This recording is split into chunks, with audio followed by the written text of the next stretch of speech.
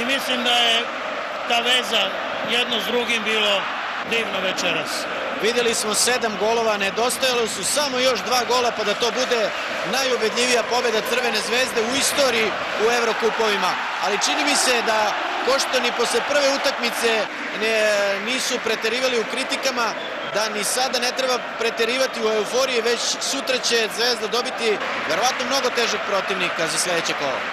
Dobro, znate šta, obično u nekoj statistici najbolji rezultati i najlošiji se izbrišu i onda ono što ostane između toga bi trebalo da predstavlja nekakav kvalitet.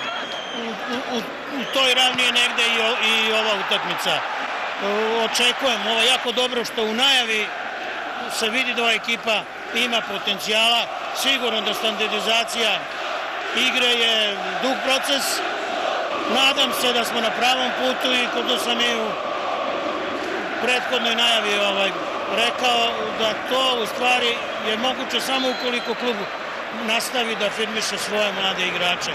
Svakako uvoz igrača je neophodan, ali mi moramo da firmišemo ovu decu koju publika, videli ste, zdušno podržava i nagrađuje. Čini mi se da je u ovoj utakmici, osim Kaluđerovića, da je Crvena zvezda pokazala snagu u napadu.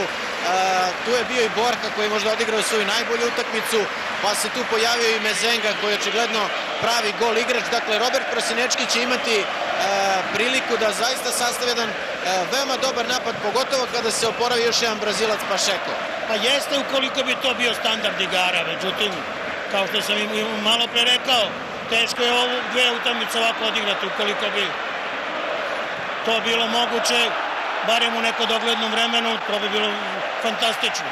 Jeste da su nekoliko igrača koje smo doveli ovo prvi put pokazali jednu klasu koja je ovako i za mene na kraju krajeva iznenađenje, a samim tim i prijatno iznenađenje. Čini mi se da je i povratak Vilutića uticao na to da Crvena zvezda bude opasna i po levoj strani, jer se Tošić očigledno najbolje snalazi baš na poziciji levog beka.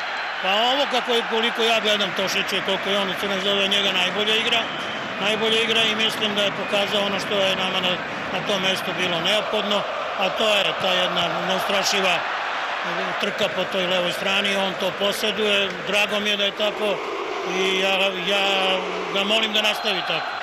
Dobio je šansu jedan od najmlađih igrača u profesionalnom pogonu, Mladi Janković. Čini mi se da će Prosinečki baš insistirati da šansu daje mlađim igračima. Možda ne u onim odlučujućim utakmicama, ali sigurno tokom sezone. Jeste, to je paralelni proces. Klub mora da nose stari igrači, mlađi da traže svoju šansu i kad je dobiju, pravovremeno da iskoriste. Mislim da je podržavam Robija potpuno u toj nameri, kao i klubu. U ostalom pretpostavljam da Robi to ne bi mogao sam, da je to ipak jedna šira platforma na kojoj se bazira ta Zvezdina budućnost. Sutra će biti žreb, sutra će dobiti svoje protivnike i Partizan i Crvena zvezda u tom poslednjem kolu kvalifikacija za Ligu Evrope. Bilo bi vrlo značajno i za naš klubski fudbal, ali čini mi se i za reprezentaciju da ova dva kluba imaju barem još 6 jakih utakmica u Evropi. U ovakvim utakmicama su stvari rađaju pravi igrači koji će kasnije igrati za nacionalnu selekciju. Pa jeste, u pravu ste. Kako će to biti, vidjet ćemo. Ono što nam predstoje, to je svakako jače kolo. Da li smo spremni da to odigramo, da preskočimo, pokazat će igre. Mi se za to spremamo, nadamo se.